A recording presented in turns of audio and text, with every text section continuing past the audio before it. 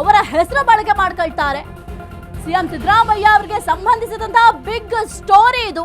ಪ್ರತಿಯೊಬ್ಬರಿಗೂ ಕೂಡ ನ್ಯಾಯ ಒದಗಿಸಲೇಬೇಕು. ಹಾಗಾಗಿ ಅಶ್ವವೇಗ ನ್ಯೂಸ್ ಎಂಥ ವ್ಯಕ್ತಿಗೆ ಅನ್ಯಾಯ ಆದ್ರೂ ಕೂಡ ಅಶ್ವವೇಗ ನ್ಯೂಸ್ ಅವರ ಜೊತೆಯಲ್ಲಿ ನಿಲ್ಲುತ್ತೆ ಅನ್ನೋದಕ್ಕೆ ಈ ಒಂದು ಸ್ಟೋರಿಯೇ ಸಾಕ್ಷಿ. ಈಗ ಸಿದ್ದರಾಮಯ್ಯ ಅವರು ಸಾಕಷ್ಟು ಗ್ಯಾರಂಟಿಗಳನ್ನ ಕೊಟ್ಟಿದ್ದಾರೆ. ಅನ್ನಭಾಗ್ಯ ಯೋಜನೆ ಕೊಟ್ಟಿದ್ದಾರೆ. ಎಲ್ರಿಗೂ ಕೂಡ ಅನ್ನ ಸಿಗಬೇಕು ಅಂತ ಅನ್ನಭಾಗ್ಯ ಯೋಜನೆ ಕೊಟ್ಟಿದ್ದೀರಾ, ಶಕ್ತಿ ಯೋಜನೆ ಕೊಟ್ಟಿದ್ದೀರಾ, 5 ಗ್ಯಾರಂಟಿ ಯೋಜನೆ ಕೊಟ್ಟಿದ್ದೀರಾ. ಹಾಗಾದ್ರೆ ಈ ಯೋಜನೆ ಕೂಡ ನಿಮ್ದ ಅಂತ ಈಗ ಸಾರ್ವಜನಿಕರು ಪ್ರಶ್ನೆ ಮಾಡ್ತಾ ಇದ್ದಾರೆ. ಬಹಳ ದೊಡ್ಡ ಸ್ಫೋಟಕ ಸುದ್ದಿ ಇದು. ಸಂವಿಧಾನದ ಆಶಯಕ್ಕೆ ಸಂಸ್ಕಾರ ತಂದಿದೆ. ಸಂವಿಧಾನದ ಆಶಯ ಏನು? ಪ್ರತಿಯೊಬ್ಬರು ಕೂಡ ಸ್ವತಂತ್ರವಾಗಿ ಜೀವನವನ್ನ ಮಾಡಬೇಕು. ಅದು ಸಂವಿಧಾನದ ಆಶಯ. ಎಲ್ಲರೂ ಕೂಡ ಸಂವಿಧಾನಕ್ಕೆ ಬೆಲೆಯನ್ನ ಕೊಡಬೇಕಾಗುತ್ತೆ. ಯಾಕಂದರೆ ಕಾಂಗ್ರೆಸ್ ಅವರು ಕೂಡ ಸಂವಿಧಾನವನ್ನ ಮುಂದಿಟ್ಟು ಅಧಿಕಾರವನ್ನ ಮಾಡ್ತಾ ಇದ್ದಾರೆ.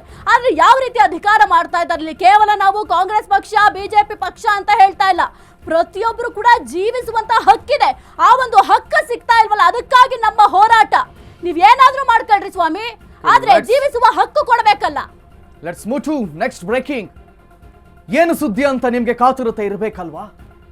ಆ ಕಾತುರತೆಗೆ ಏನು ಅಂತ ನಾವು ಹೇಳ್ತೀವಿ, ತಕ್ಷಣಕ್ಕೆ ಹೇಳಲ್ಲ. ಯಾಕಂತ ಹೇಳಿದ್ರೆ ಪಿನ್ ಟು ಪಿನ್ ಡೀಟೇಲ್ಸ್ಗಳು ಇವತ್ತು ಪ್ರತಿಯೊಬ್ಬರಿಗೆ ಅರ್ಥ ಆಗಬೇಕು. ಪದೇ ಪದೇ ಅದನ್ನು ಎಕ್ಸ್ಪ್ಲೇನ್ ಮಾಡೋಕ್ಕಾಗಲ್ಲ. ನಮ್ಮ ಹತ್ರ ವಿಜುವಲ್ಗಳಿವೆ. ನಿಮ್ಮ ಹತ್ರ ಅಧಿಕಾರ ಇದೆ ಅಂತ ಹೇಳಿ ಏನು ಬೇಕಾದರೂ ಮಾಡ್ಬೋದು ಅಂತ ಎಣಿಸ್ಕೊಂಡಿದ್ದೀರಾ? ಜರ್ಮನಿಯ ಹಿಟ್ಲರ್ ಅಂತ ಎಣಿಸ್ಕೊಂಡಿದ್ದೀರಾ ನಿಮ್ಮನ್ನ? ನೆಪೋಲಿಯನ್ನ ನೀವು? ಮನಸ್ಸೋ ಇಚ್ಛೆ ಯಾರ್ದೋ ಮನೆಗೆ ನುಗ್ತೀರಾ? ಮೂಟಿಗಟ್ಟೆ ಕಸಗಳನ್ನು ತಂದು ಮನೆ ಎದುರಿಗೆ ಹಾಕ್ತೀರಾ? ಮನಸ್ಸೋ ಇಚ್ಛೆ ತಳಿಸ್ತೀರಾ? ಅವನ ತಲೆಯಲ್ಲಿ ರಕ್ತ ಬರುವ ಹಾಗೆ ಅವನ ಹೆಂಡತಿ ಮಗುವಿನ ಎದುರಿಗೆ ಹೊಡಿತೀರಾ? ಕೇಳಿದ್ರೆ ನಾನು ಕಾಂಗ್ರೆಸ್, ನಾನು ಸಿಎಂ ಅವರ ಜೊತೆಯಲ್ಲಿದ್ದೀನಿ. ಹುಡುಗಾಟಿಕೆ ಆಡ್ತಿದ್ದೀರೇನ್ರಿ? 21ನೇ ಶತಮಾನದಲ್ಲಿ ಇವತ್ತು ಮಾಧ್ಯಮಗಳು ಬೆಳೆದು ನಿಂತಿದೆ. ಇವತ್ತು ಸಾರ್ವಜನಿಕರು ಸೋಷಿಯಲ್ ಮೀಡಿಯಾಗಳನ್ನ ಯೂಸ್ ಮಾಡ್ತಾ ಇದ್ದಾರೆ. ಪ್ರತಿಯೊಬ್ಬರಿಗೂ ಕೂಡ ಪ್ರಶ್ನೆ ಮಾಡುವಂತ ಹಕ್ಕಿದೆ. ಯಾವ ಕಾಲಘಟ್ಟದಲ್ಲಿದ್ದೀರಿ?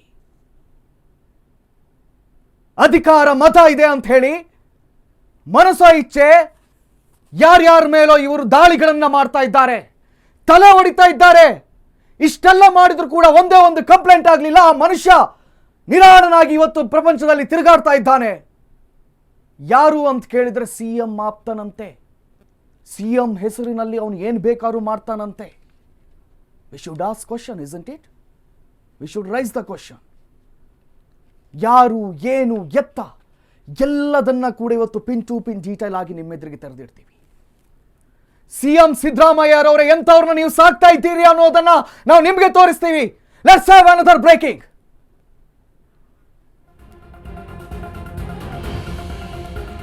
ಸಂವಿಧಾನದ ಆಶಯಕ್ಕೆ ಸಂಸ್ಕಾರ ಬಂದಿದ್ಯಾ? ಹಾಗಾದ್ರೆ ಕರ್ನಾಟಕದ ಜನತೆಯ ಮೈ ನಡುಗಿಸುವ ಒಂದು ಬಿಗ್ ಸ್ಟೋರಿ ಇದು. ಎಷ್ಟೇ ಪ್ರಭಾವ ಬಂದ್ರೂ ಪರವಾಗಿಲ್ಲ ಅಂತ ನಿಮ್ಮ ಅಶ್ವವೇಗ ನ್ಯೂಸ್ ನಿಂತಿದೆ. ಕಟ್ಟ ಕಡೆಯ ಪ್ರಜೆಯು ನೆಮ್ಮದಿ ಆಗಿರ್ಬೇಕು ಅನ್ನೋದೇ ಸಂವಿಧಾನ. ಸಿಎಂ ಸಿದ್ದು ಹೇಳೋದು ಸಂವಿಧಾನ. ರಾಹುಲ್ ಗಾಂಧಿ ರಾಗವೂ ಕೂಡ ಅದೇ. ಸಂವಿಧಾನದ ಪುಸ್ತಕ ತೋರಿಸ್ಕೊಂಡೆ ಸೇವೆಯನ್ನ ಮಾಡ್ತಾ ಇದ್ದಾರೆ ಕಾಂಗ್ರೆಸ್ನವರು. ಆದ್ರೆ ಸಂವಿಧಾನದ ಆಶಯಗಳಿಗೆ ಧಕ್ಕೆ ಬರುವಂತಿದೆ ಈ ಕೇಸು. ಏನದು ಅಂತ ಎಲ್ರಿಗೂ ಕೂಡ ಆಶ್ಚರ್ಯ ಆಗ್ತಾ ಇರಬಹುದು, ಜೊತೆಗೆ ಕುತೂಹಲ ಕೂಡ ಇದೆ. ಆ ಒಂದು ಕುತೂಹಲವನ್ನ ಹಂಗೆ ಇಟ್ಕೊಂಡಿರಿ ನೀವು. ಸಂವಿಧಾನದ ಆಶಯಕ್ಕೆ ಸಂಸ್ಕಾರ ಬರ್ತಾ ಇದೆ ಸ್ವಾಮಿ. ಸಂವಿಧಾನದ ಆಶಯ ಅಂತಂದ್ರೆ ಏನು? ಸಂವಿಧಾನಕ್ಕೆ ಯಾವ ರೀತಿ ಬೆಲೆ ಕೊಡ್ಬೇಕು ಅಂತ ಗೊತ್ತಿಲ್ವಾ? ಕರ್ನಾಟಕ ಜನತೆಯ ಮೈ ನಡುಗಿಸುವ ಸ್ಟೋರಿ. ಎಷ್ಟೇ ಪ್ರಭಾವ ಬಂದ್ರೂ ಕೂಡ ನಿಮ್ಮ ಅಶ್ವವೇಗ ನ್ಯೂಸ್ ಯಾರ ಮುಂದೆಯೂ ಕೂಡ ತಲೆ ಬಗ್ಗಿಸಲ್ಲ. ಕಟ್ಟ ಕಡೆಯ ವ್ಯಕ್ತಿಗೂ ಕೂಡ ಬದುಕುವ ಹಕ್ಕಿದೆ. ಸಿಎಂ ಸಿದ್ದು ಹೇಳೋದು ಕೂಡ ಸಂವಿಧಾನ ಅಂತ. ಇನ್ನು ರಾಹುಲ್ ಗಾಂಧಿ ಅವರು ಕೂಡ ಸಂವಿಧಾನದ ಬಗ್ಗೆ ಮಾತನಾಡ್ತಾರೆ, ಸಂವಿಧಾನದ ಪುಸ್ತಕದ ಬಗ್ಗೆ ಮಾತನಾಡ್ತಾರೆ. ಸಂವಿಧಾನದ ಆಶಯಗಳಿಗೆ ಧಕ್ಕೆ ತರುವಂತಿದೆ ಈ ಒಂದು ಕೇಸ್. ಹಾಗಾದ್ರೆ ಅಂತದ್ದು ಏನಾಯ್ತು ಅಂತ ಎಲ್ಲರೂ ಕೂಡ ಯೋಚನೆ ಮಾಡ್ತಾ ಇರಬಹುದು. ಸ್ವಲ್ಪ ಹೊತ್ತು ವೆಯ್ಟ್ ಮಾಡಿ. ಇಷ್ಟೆಲ್ಲ ಬಿಲ್ಡಪ್ ಕೊಡ್ತಾ ಇದ್ದೀವಿ ಅಂತಂದ್ರೆ ಅದು ಬಹುದೊಡ್ಡ ಸುದ್ದಿ ಅಂತಾನೆ. ಯಾಕೆಂತಾನೆ ಸುಮ್ನೆ ಹೇಳೋದಿಲ್ಲ. ಯಾರೇ ಆಗಿರಬಹುದು, ಜೀವಿಸುವ ಹಕ್ಕಿದೆ. ಆ ಒಂದು ಹಕ್ಕಿಗೆ ತೊಡಕಾಗತ್ತೆ. ಆ ಒಂದು ಜೀವಿಸುವ ಹಕ್ಕನ್ನ ನಮ್ಮಿಂದ ಒಬ್ರು ಕಸಿದ್ಕೊಳ್ತಾ ಇದ್ದಾರೆ ಅಂತಂದ್ರೆ ಅಧಿಕಾರಿಗಳು ಏನ್ ಮಾಡ್ತಾ ಇದ್ದಾರೆ ಎಂಬ ಪ್ರಶ್ನೆ ಕೂಡ ಬರುತ್ತೆ. ಜೊತೆಗೆ ನಿಮ್ಮ ಅಶ್ವವೇಗ ನ್ಯೂಸ್ ಯಾರ ಮುಂದೆಯೂ ಕೂಡ ತಲೆ ತಗ್ಗಿಸಲ್ಲ. ಸಂವಿಧಾನದ ವಿಚಾರವಾಗಿ ಮಾತನಾಡ್ತಾ ಹೋದ್ರೆ ಕಾಂಗ್ರೆಸ್ನವರು ಪ್ರತಿ ಬಾರಿ ಹೇಳ್ತಾರೆ ಸಂವಿಧಾನದ ಜೊತೆಗೆ ನಾವು ಈ ಒಂದು ಆಡಳಿತವನ್ನ ಮಾಡ್ತಾ ಇದ್ದೀವಿ, ಸಂವಿಧಾನವನ್ನ ಮುಂದಿಟ್ಕೊಂಡು ಆಡಳಿತ ಮಾಡ್ತಾ ಇದ್ದೀವಿ ಅಂತ ಹೇಳ್ತಾ ಇದ್ರೆ, ಆದ್ರೆ ಯಾವ ರೀತಿ ಸಂವಿಧಾನದ ಆಶಯಗಳನ್ನು ನೀವು ಪಾಲನೆ ಮಾಡ್ತಾ ಇದ್ದೀರಾ ಎಂಬ ಪ್ರಶ್ನೆ ಕೂಡ ಸದ್ಯಕ್ಕೆ ಮೂಡ್ತಾ ಇದೆ. ಈ ಒಂದು ಕೇಸ್ ನೋಡಿದ್ರೆ ಎಂತವ್ರಿಗೂ ಕೂಡ ಮೈ ನಡುಗುತ್ತೆ, ಆ ಒಂದು ವಿಜುವಲ್ ನೋಡಿದ್ರು ಅಷ್ಟೇ ಎಂತವ್ರಿಗೂ ಕೂಡ ರಕ್ತ ಕುದಿಯುತ್ತೆ. ಸಾಹಿತ್ಯ ಇಲ್ಲಿ ಸಂವಿಧಾನವನ್ನ ಯಾಕೆ ರಚನೆ ಮಾಡಿದ್ರು ಅಂತ ಕೇಳಿದ್ರೆ ಕಟ್ಟ ಕಡೆಯ ಪ್ರಜೆಗೂ ಕೂಡ ನ್ಯಾಯ ಸಿಗಬೇಕು ಅನ್ನುವ ಕಾರಣಕ್ಕೆ, ಇಲ್ಲ ನ್ಯಾಯನೇ ಎಲ್ಲರೂ ಕೂಡ ಸ್ವತಂತ್ರವಾಗಿ ಬದುಕಬೇಕು ಅನ್ನುವ ಕಾರಣಕ್ಕೆ, ಪ್ರತಿಯೊಬ್ಬನ ಪರವಾಗಿಯೂ ಸರ್ಕಾರಗಳು ನಿಂತ್ಕೊಳ್ಬೇಕು ಅನ್ನುವ ಕಾರಣಕ್ಕೆ ಈ ಡೆಮೋಕ್ರಸಿಯನ್ನು ಕ್ರಿಯೇಟ್ ಮಾಡಲಾಯಿತು. ಆದರೆ ನಾಚಿಕೆ ಆಗಬೇಕು. ನಮ್ಗೆ ಗೊತ್ತಿದೆ ನೀವು ನಮ್ಮ ಮೇಲೆ ಕೇಸ್ ಮಾಡ್ತೀರಿ ಅಥವಾ ಮತ್ತೊಂದು ಮಾಡ್ತೀರಿ, ಥ್ರೆಟ್ಗಳನ್ನು ಕೊಡ್ತೀರಿ. We are ready for it. ಒಂದು ಬಡ ಕುಟುಂಬಕ್ಕೆ ನ್ಯಾಯ ಸಿಗುತ್ತೆ ಅಂತ ಆದ್ರೆ ಯಾವುದೇ ಹಂತಕ್ಕೆ ಹೋಗಕ್ಕೂ ಅಶ್ವವೇಗ ಇವತ್ತು ನಾವು ಸಿದ್ಧವಾಗಿ ನಿಂತಿದ್ದೀವಿ. ಏನು ಆ ವಿಚಾರ ಅನ್ನುವಂಥ ಡೌಟ್ ಇದೆ ಅಲ್ವಾ ನಿಮಗೆ? We will break it. ಮತ್ತಷ್ಟು ಬ್ರೇಕಿಂಗ್ಗಳನ್ನ ನಾವು ನಿಮ್ಮ ಎದುರಿಗೆ ನೀಡ್ತಾ ಹೋಗ್ತೀವಿ.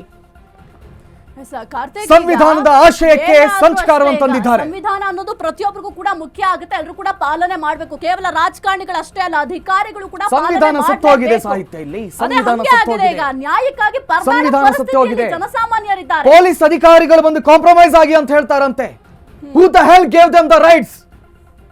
ನಿಮ್ಗೆ ಸ್ಟಾರ್ ಕೊಟ್ಟಿದ್ದು ಅದಕ್ಕೆ ಹೆಗ್ಲ ಮೇಲೆ ಬಂದು ನಮ್ಮ ಮೇಲೆ ಪ್ರಭಾವ ಬೀರೋದಕ್ಕೆ ಪ್ರಯತ್ನ ಪಟ್ಟರು ಕೂಡ ಯಾರಿಂದಲೂ ಕೂಡ ಪ್ರಭಾವ ಬೀರೋದಕ್ಕೆ ಸಾಧ್ಯ ಇಲ್ಲ.